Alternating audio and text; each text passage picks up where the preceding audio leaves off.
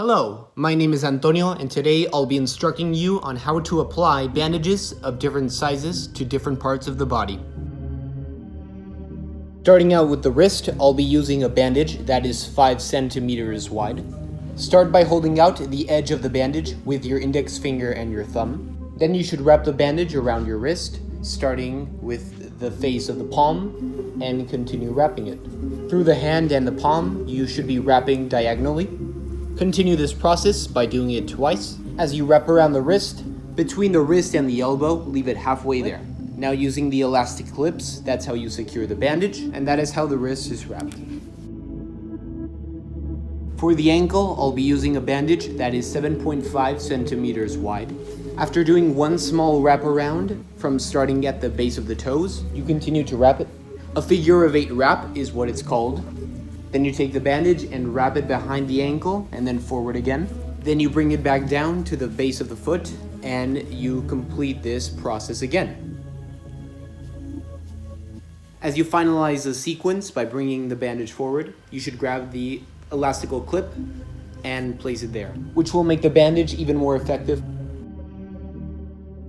For the knee, I'll be using a bandage that is 7.5 centimeters wide. As you place the edge of the bandage outside or inside the leg, make sure that the midpoint of the bandage has the kneecap lined up with it. As you place the bandage, start by unrolling it from the back to the midpoint of the bandage where the crease of the knee is located, where you bend the knee. After wrapping the same part twice, at a diagonal, the bandage has to start being rolled from above. You unroll it from the back to the front and now to the lower side again. And to complete the knee wrap, you should once again fold it to the top.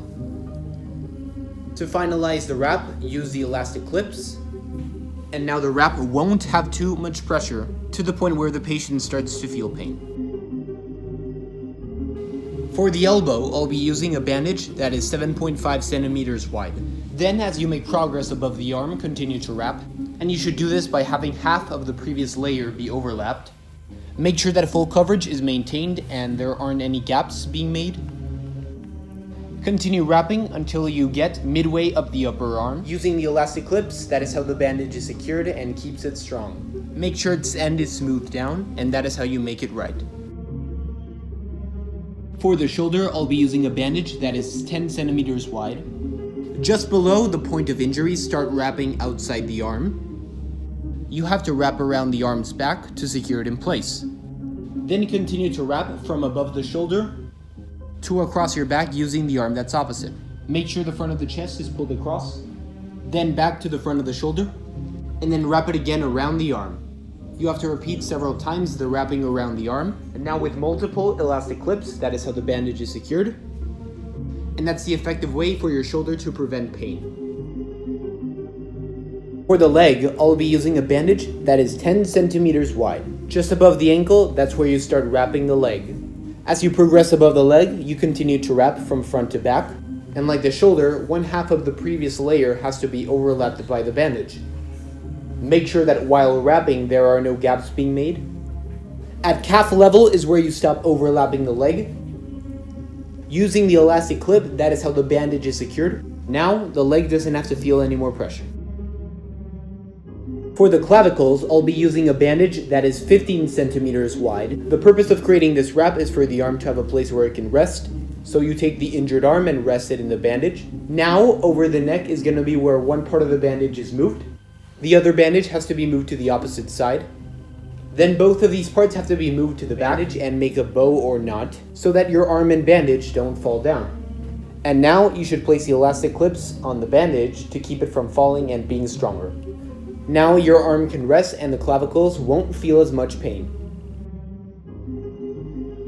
For the mandibles, I'll be using a bandage that is 15 centimeters wide. To start off, I'll be unfolding the bandage for there to be enough of it to cover my head. I start off by covering my chin with it and extending the two sides by having the bandage under my chin. I lift the two sides under my ears and the bandage on the right side has to go through the top of my head. Make sure that part of the bandage from the right side is over the part of the bandage from the left side. Now using part of the bandage from the left side, it has to be crossed to the head's right or left side. That part of the bandage goes across the forehead and to the back of the head. To finalize the process, now that part of the bandage must have a knot be tied to the other side's crossing. Now all loose ends are tucked and less pressure and pain will be the outcome to the jaw's injury.